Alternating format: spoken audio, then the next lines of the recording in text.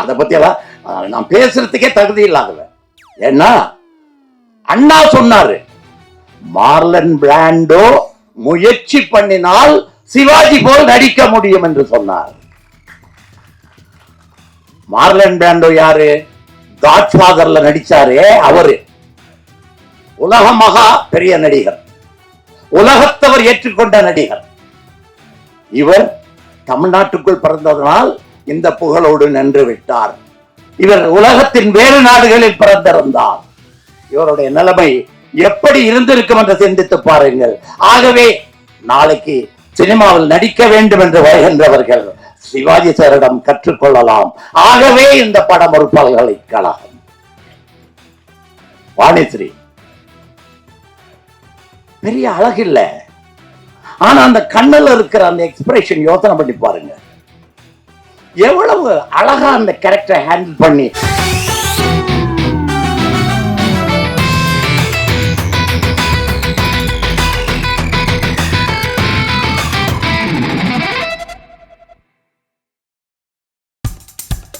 இப்போ நம்ம என்டர்டெயின்மெண்ட் ஆக போகுது பிளஸ். என்னது 5+ OTTs, 800+ பிளாக்பஸ்டர் மூவிஸ், அதுவும் 1+, 2+, 3+, மல்டி+ லாங்குவேஜஸ்லயா? Exclusive movies, brand new web series, இன்ட்ரெஸ்டிங்கான ஷார்ட் மூவிஸ். வாவ், இதுல இவ்ளோ பிளஸ் இருக்கா? இதுல இருக்க ஒரே ஒரு மைனஸ், அதுவும் நமக்கு பிளஸ் தான். மத்த எல்லா OTT-ய விட மைனஸ் பிரைஸ்ல, அதுவும் ஒரு நாளுக்கு ₹1 தான். OTT Plus டவுன்லோட் பண்ணி நான் என் சந்தோஷத்தை பிளஸ் ஆக்கிட்டேன். அப்ப நீங்க OTT Plus, இது ஆல் இன் ஒன் ஆப். உடனே டவுன்லோட் பண்ணுங்க. OTT Plus, இதுல எல்லாமே பிளஸ். கண்ணதாசன் அவர்கள் இந்த படத்துக்கான பாட்டை எழுதும் போது ஒரு பாட்டுல கொஞ்சம் தடுமாறினார். சித்ராலட்சுமனுக்கும் தெரியும்னு நினைக்கிறேன். அப்ப அவர் என்ன கேட்டாருன்னா, ஒரிஜினல்ல அவர் எழுதின லைன்ஸ் எனக்கு கொடுங்க அப்படின்னார். ஒரிஜினல் எழுதினவர் யாருன்னா ஆத்ரேயா, கவிஞர் ஆத்ரேயான்னா ஆந்திராவில் அவ்வளோ பெரிய ரைட்டர். நான்லாம் ஒரு 69 படம் தெலுங்குல பண்ணியிருக்கேன். முதல் படம் அவர் தான் எனக்கு வசனம் எழுதினார். அந்த படத்தில் நான் வேலை செய்யும்போது எப்படி இந்த கதையை பிடிச்சேன்னு கேட்டார். ஒரு கதை, நாகேஸ்வரராவ் தான் நடித்தார், சிலிப்பி கிருஷ்ணனோட. நான் இப்படித்தான் அப்படின்னேன். ஓ, கேஸ் மாஸ்டரா நீ அப்படின்னார். நல்லா புரிஞ்சுக்குங்க, கேஸ் மாஸ்டர்னா எதுக்காக அவர் சொன்னார்னா, பல இடத்துல படித்ததை, கேட்டதை, பார்த்ததை, இதையெல்லாம் தான் கேட்டு நான் கதாசிரியன் ஆனவன். எனக்கு எழுத தெரியாது, உண்மையா சொல்றேன், எழுத தெரியாது. ஆனால் அந்த ஆத்திரியா அவர்களோட பழகினதுக்கு பின்னாடி தான் ஓஹோ நம்ம இன்னும் கொஞ்சம் கத்துக்கணும் அப்படிங்கிற எண்ணம் எனக்கு வந்துச்சு. அவர் அந்த பாட்டுல எழுதின அந்த லைனை அப்படியே கண்ணதாசன் எடுத்து வச்சிருக்காரு. 2 மனம் வேண்டும்ங்கிறது அவர் எழுதின வார்த்தைகள்.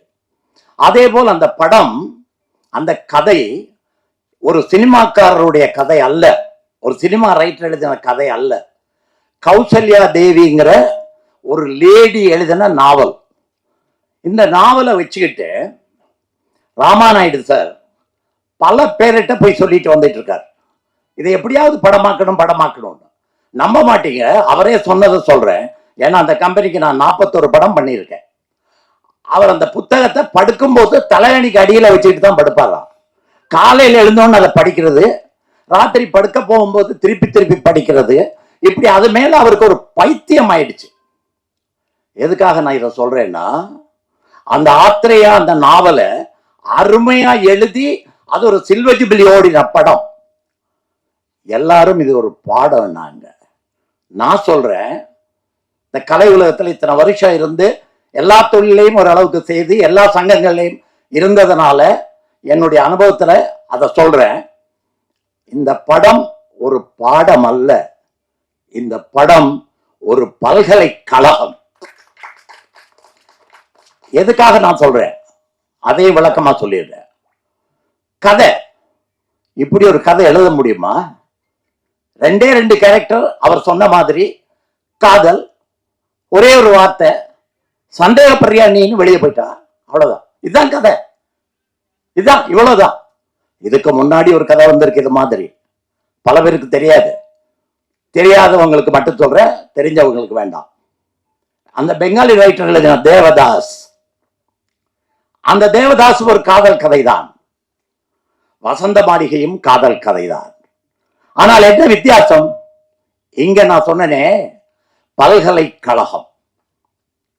எப்படி கதை கதை எழுதணும்னு நினைக்கிற இன்றைய இளைஞர்கள் கூட இந்த படத்தை பார்த்தீர்களே ஆனால், ஒரு சாதாரண ஒரு விஷயத்தை எடுத்துக்கிட்டு ஒரு நல்ல ஸ்கிரீன் பிளே, சிறந்த வசனங்கள், நல்ல பாடல்கள் இருந்தால் அந்த படத்தை வெற்றி படமாக்க முடியும்.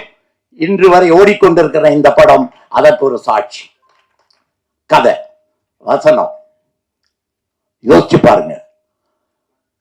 என்ன 69 படம் எழுதின என்ன கேஸ் மாஸ்டர் சொல்லி முதுகுல அடிப்பார், வயசானவர். ஆனா அடிக்க தாங்க முடியாதுங்க, அப்படி ஸ்ட்ராங்கா இருப்பார் அந்த ஆத்திரையா. அவர் எழுதியிருக்கார், பாடல்களையும் அவர் எழுதியிருக்கார். கண்ணதாசன் அதை கேட்டு அப்படியே எழுதினார். ஆனா பாலமுருகன் எல்லா சீனும் அப்படி எழுதல. பல சீன்கள் பாலமுருகன் சாருடைய ஒரிஜினல். அவர்கள் சொன்னார்களே சில வசனங்கள், அந்த வசனங்கள் எல்லாம் பாலமுருகன் எழுதியது. ஒவ்வொரு இடத்துக்கும் அருமையாக எழுதியிருக்கிறார். அப்படிப்பட்ட ஒரு அருமையான எழுத்தாளர் வசனம் எப்படி எழுத வேண்டும் என்பதை கற்றுக்கொள்ள வேண்டுமானால் இந்த படத்தை பார்த்து, பாலமுருகனின் வசனங்களை பார்த்து நீங்கள் கற்றுக்கொள்ளலாம். இன்றைய இளைஞர்கள் கூட கற்றுக்கொள்ளலாம். அடுத்ததாக photography, DOP, director of photography Vincent sir. உண்மையை சொல்லுங்க, இந்த பாட்டு பார்க்கும்போது அந்த க்ளோஸ்அப்ஸ்ல சிவாஜி இப்படி திரும்பி இப்படி திரும்பி இப்படி நடப்பாரு. அப்ப அந்த கேமரா எப்படி ரோல் பண்ணணும், எங்க வச்சிருந்திருப்பாரு கேமராவை. 360 டிகிரிக்கு சுழட்ட முடியாது. ஆனா கேமரா சுழலுது, உண்மையா இல்லையா? அப்ப அது எப்படி எடுத்திருப்பாருன்னு யோசனை பண்ணி பாருங்க. நான் பார்த்திருக்கேன். பெட்ஷீட் போட்டுட்டு பெட்ஷீட்ல கேமரா வச்சுட்டு வின்சென்ட் சார் அதை 4 அவருடைய அசிஸ்டன்ட் இழுத்து சுத்திட்டு வருவாங்க. சோ ஒரு ஷாட் இப்படித்தான் வேணும் அப்படின்னு கன்சீவ் பண்றதை விட அந்த கன்சீவ் பண்ண ஷாட்டை இப்படித்தான் எடுக்க முடியும் என்று சிந்தித்து எடுத்தாரே அந்த வின்சென்ட் சாருடைய திறமை நாம் இன்றும் போற்றக்கூடியது, நாம் இன்றும் கற்றுக்க வேண்டியது. உண்டா இல்லையா? உண்டா இல்லையா? அடுத்தது பாடல்கள். ஒவ்வொரு வரியையும் பார்த்துட்டு வாங்க. இன்னைக்கு எழுதுற பாடல்கள் இசை அதிகமா கேக்குது, வரிகளை காணோம், தேட வேண்டி இருக்கு. இதுல வரிகள் எல்லாம் நல்லா கேக்குது, இசை பின்னாடி இருக்கு. இன்னைக்கு எழுத வேண்டியவங்க கத்துக்க வேண்டியது கண்ணதாசன் கவிதைகளை, இதுல இருக்கிற பாடல்களை பார்த்து சினிமாவுக்கு வர வேண்டிய கவிஞன் கற்றுக்கொள்ள முடியுமா? இல்லையா? கற்றுக்கொள்ளலாம். சிவாஜி சார், அதை பத்தி எல்லாம் நான் பேசுறதுக்கே தகுதி இல்லாதவன். ஏன்னா அண்ணா சொன்னாரு, மார்லன் பிராண்டோ முயற்சி பண்ணினால் சிவாஜி போல் நடிக்க முடியும் என்று சொன்னார். மார்லன் பிராண்டோ யாரு? காட்ஃபாதர்ல நடிச்சாரே அவரு. உலக மகா பெரிய நடிகர், உலகத்தவர் ஏற்றுக்கொண்ட நடிகர். இவர் தமிழ்நாட்டுக்குள் பிறந்ததனால் இந்த புகழோடு நின்று விட்டார். இவர் உலகத்தின் வேறு நாடுகளில் பிறந்திருந்தார், இவருடைய நிலைமை எப்படி இருந்திருக்கும் என்று சிந்தித்து பாருங்கள். ஆகவே நாளைக்கு சினிமாவில் நடிக்க வேண்டும் என்று வருகின்றவர்கள் சிவாஜி சாரிடம் கற்றுக்கொள்ளலாம். ஆகவே இந்த படம் ஒரு பல்கலைக்கழகம். வாணிஸ்ரீ பெரிய அழகில்ல, ஆனா அந்த கண்ணுல இருக்கிற அந்த எக்ஸ்பிரஷன் யோசனை பண்ணி பாருங்க. எவ்வளவு அழகா அந்த கேரக்டரை ஹேண்டில் பண்ணி எவ்வளவு அழகா அதை பிரசன்ட் பண்றாங்க. இன்னைக்கும் நடிக்கிறாங்க, நிறைய பேர் நல்லா நடிக்கிறாங்க. ஆனால் சினிமாவில் நடிக்க வேண்டும் என்று நினைக்கின்ற நடிகைகள் இந்த வாணிஜியார் அவர்களை பார்த்து கற்றுக்கொள்ளலாம், கற்றுக்கொள்ள வேண்டும். இயக்குனர் KS பிரகாஷ் ராவ், அவருடைய மகன் உங்க எல்லாருக்கும் தெரிஞ்சிருக்கும், மாபெரும் டைரக்டர் K ராகவேந்தர் ராவ். அருமையான படங்களை எல்லாம் கொடுத்தார், அற்புதமான காதல் கதைகளை கொடுத்தார். என் டி ராமராவுக்கு பெரிய பெரிய ஹிட்டுகளை கொடுத்தார். அவருடைய தந்தையார் அந்த காலத்திலேயே இந்த காட்சிகளை என்ன அழகாக படம் பிடித்திருக்கிறார், என்ன அழகாக இயக்கி இருக்கிறார். ஆகவே இயக்குநராக வேண்டிய இளைஞர்கள் இந்த படத்தை பார்த்து அந்த தொழிலையும் கற்றுக்கொள்ளலாம். ஒப்பனை இந்த படத்தை பார்த்து கற்றுக்கொள்ளலாம். ஆர்ட் டைரக்ஷன் யாரோ ஒருத்தர் கேட்டாங்களா, இது செட்டா அல்லது வீடான்னு இந்த மேடையில் இருக்கிற ஒருத்தர் கேட்டாரா? சவுந்தர் நல்லா யோசனை பண்ணி பாருங்க. அந்த மாதிரி செட்டு போட முடியுமா? ஆர்ட் டைரக்டர் வர வேண்டியவங்க அதை பார்த்து கற்றுக்கலாம். இதுபோல் கலை உலகத்தில் இருக்கின்ற அத்தனை தொழில்களையும் இந்த படத்தை பார்த்து கற்றுக்கொள்ளலாம் என்பதனால் தான் நான் சொல்லுகிறேன், இது படம் அல்ல, ஒரு பல்கலைக்கழகம். மற்றவர்களை பற்றி எல்லாம் சொல்லியாச்சு, எல்லாம் முடிஞ்சது. இப்ப நான் ஒரு ஆளை பத்தி மட்டும் சொல்லணும். இந்த புத்தகத்தை, இந்த கௌசல்யா தேவி எழுதின புத்தகத்தை தலைக்கு கீழே வச்சு படுத்துட்டு இருந்தாரே அந்த ராமாநாயுடு அவர்கள். பாம்பேக்காரங்களை வர மூவி மோகல் அழைப்பார்கள். அப்படி ஒரு சக்கரவர்த்தி. படம் தயாரிக்கணும்னா இப்படித்தான் தயாரிக்கணும் அப்படின்னு தெரிஞ்சவர். இந்த நாவலை வச்சுக்கிட்டு அலைகிறார். அப்ப நாகிரெட்டியாற்ற இவர் இதுக்கு முன்னாடி எடுத்த படத்தை பத்தி சொன்னா அவரை பத்தி நீங்க புரிஞ்சுக்குவீங்க. இந்த என் டி ராமராவ் சாரை வச்சு நாயுடு எடுத்த படம் என்ன தெரியுமா? ராமுடு பீமுடு இல்ல, ராமுடு பீமுடு தான் ஒரிஜினல். அப்ப அந்த படம் பெரிய வெற்றியாகுதாங்க. இப்ப நாகிரெட்டியார் கூப்பிட்டு கேட்கிறாரு, அந்த படத்தை எங்கிட்ட கொடு, நான் தமிழ்ல எடுத்துக்கிறேன், உனக்கு நான் வேற ஒரு படம் செய்யறதுக்கு வாய்ப்பு தர்றேன்னு கேட்கிறாரு. நல்லா புரிஞ்சுக்கங்க, என்டிஆர் நடிச்சு பெரிய ஹிட்டான படம் ராமுடு பீமுடு. எம்ஜிஆர் அதை நடிக்க விரும்புகிறார். அதை நாகிரெட்டியார் வாங்குறார் இதே ராமநாயுடு சாரிடம் இருந்து. அந்த ப்ரொடியூசர் நினைச்சு பாருங்க, ராமநாயுடு சார் நிச்சயமாக அதை கொடுக்க வேண்டிய அவசியம் இல்லை, ஆனால் கொடுத்தார். எதுக்காக தெரியுமா? நாகிரெட்டியார் அடுத்த படம் நாம இணைஞ்சு பண்ணலாம்னு சொல்றாரு. இந்த நாவலை படிச்சுட்டு ஓகே இதையே பண்ணலாம்னு சொல்றாரு. இதனால அந்த எங்க வீட்டு பிள்ளை கதையை அவருக்கு கொடுத்துட்டாரு. ஏவிஎம் செட்டியார் கூட இடையில கேட்டாரு, ஆனா அவர் நாகிரெட்டியார் கொடுத்தாரு.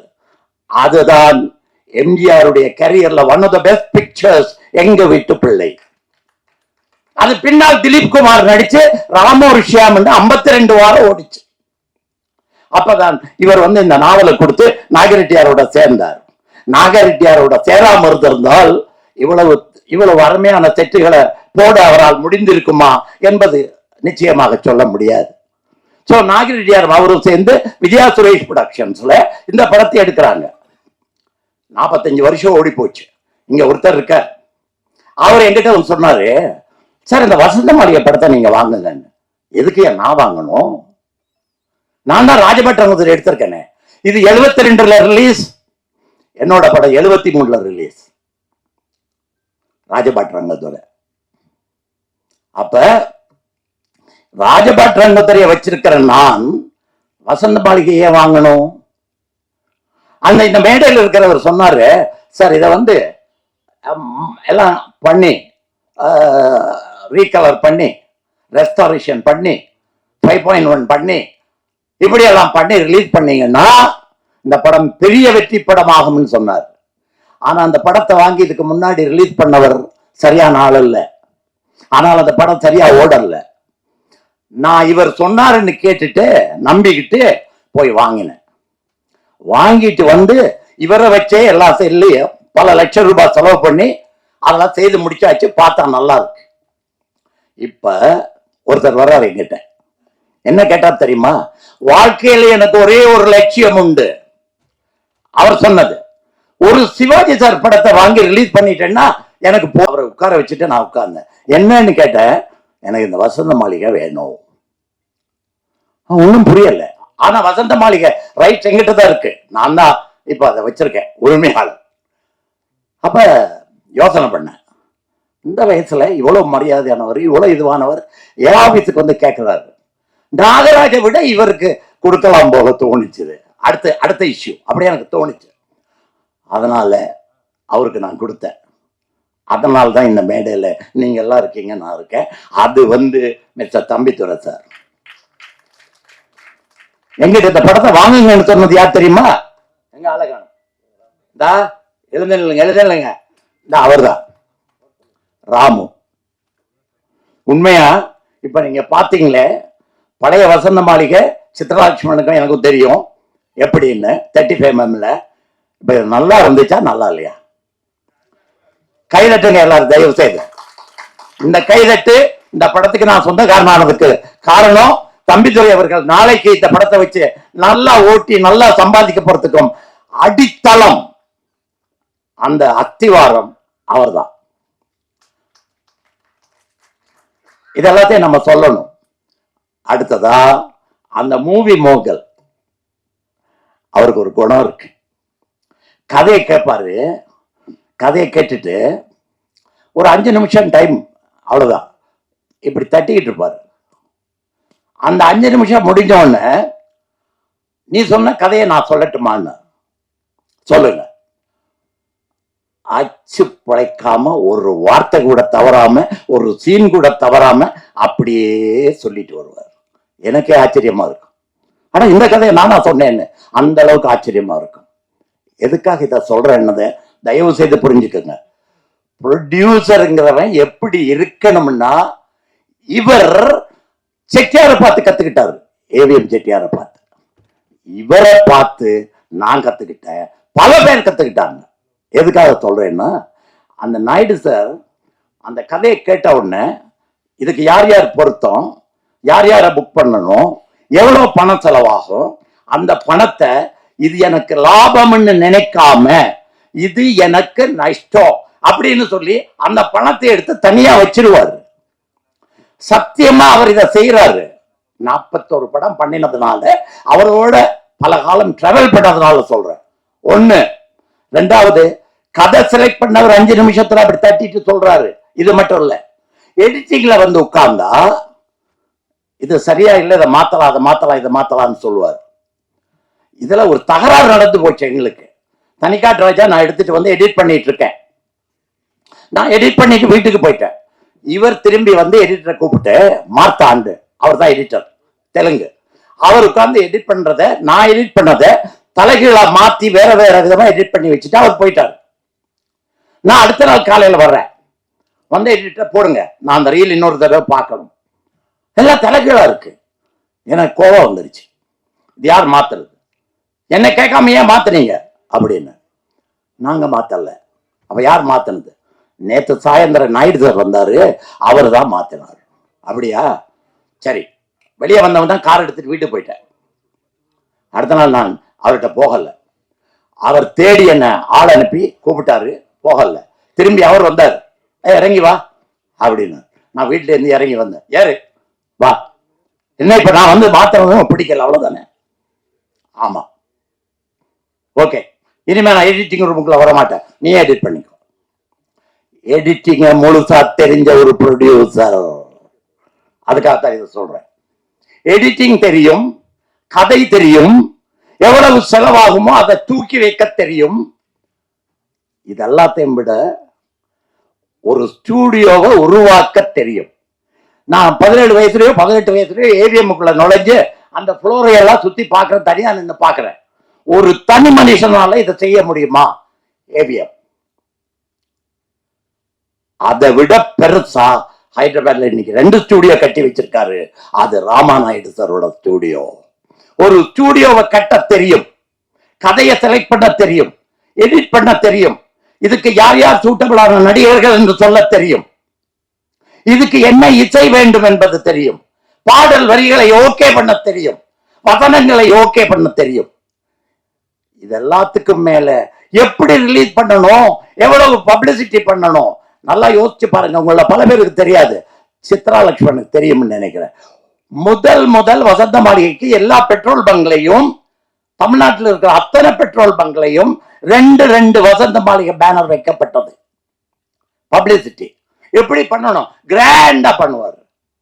ஆக எல்லா தொழிலையும் தெரிந்து அதற்கேற்ற தொழிலாளர்களை வைத்து படத்தை எடுப்பவன் தான் உண்மையான முதலாளி, உண்மையான ப்ரொடியூசர். அப்படிப்பட்ட ஒரு ப்ரொடியூசர் எடுத்த படம் தான் இது. ஆகவே ப்ரொடக்ஷனை எப்படி செய்ய வேண்டும் என்று இன்று தெரியாத ப்ரொடியூசர்ஸ் நிறைய பேர் இருக்கிறார்கள். கார்ப்பரேட் கம்பெனிஸ் என்று வர்றாங்க. காசு இருக்கலாம், ஆனால் இது காசுக்காக ஓடுகிற தொழில் மட்டுமல்ல. திரையுலகம் என்பது பேஷன், பேஷன், பேஷன் இருக்கணும். அந்த டைரக்டர் சொன்னாரே, ஒவ்வொரு வரியும் படத்தை அவரே சொல்லிட்டு வர்றாரு. எப்ப பார்த்திருப்பார் அவர் சொல்லிட்டு வர்றார். மனோஜ்குமார் சிவாஜி சாரோட குணத்தை பத்தி சொல்றாரு. அவ்வளவு பெரிய நடிகர் என்ன சொல்றாரு, 26 வயது பையன்கிட்ட, நீதான் டைரக்டர், உனக்கு தான் தெரியணும், நீ சொல்லு, நான் வர்றேன் அப்படிங்கிறார். இவங்க எல்லாரோடையும் டிராவல் பண்ண பாக்கியசாலியானவன் நான். ஆகவே சொல்லுகிறேன், இந்த படம் இந்த தடவையும் வெற்றி அடையும். இதை வாங்கிய தம்பித்துறை அவர்கள் நிறைய சம்பாதிப்பார்கள். மீண்டும் அவர் என்னிடம் இந்த படத்தை மீண்டும் ஒரு பீரியட் கொடுங்க கேட்கிற நிலைமை நிச்சயமாக வரும். அதை நீங்கள் பார்க்கத்தான் போகிறீர்கள். நன்றி, வணக்கம். இப்போ உங்க என்டர்டெயின்மெண்ட் ஆக போகுது plus 5+ OTT 800+ blockbuster movies 1+, 2+, 3+, multi+ languages exclusive movies, brand new web series, இன்ட்ரெஸ்டிங்கான ஷார்ட் மூவிஸ், இப்படி நிறைய பிளஸ். வெயிட் இதுல மைனஸ் ஒரு விஷயமும் இருக்கு. மத்த எல்லா ஓடிடிஸை விட மைனஸ் பிரைஸ்ல ஒரு நாளைக்கு ₹1 மட்டும்தான். உங்க சந்தோஷத்தை பிளஸ் பண்ண போற OTT பிளஸ் இப்ப உங்க கையில. உடனே டவுன்லோட் பண்ணுங்க. OTT Plus இது ஆல் இன் ஒன் ஆப். உடனே டவுன்லோட் பண்ணுங்க. என்டர்டெயின்மெண்ட்டை பிளஸ் பண்ணுங்க OTT பிளஸோட.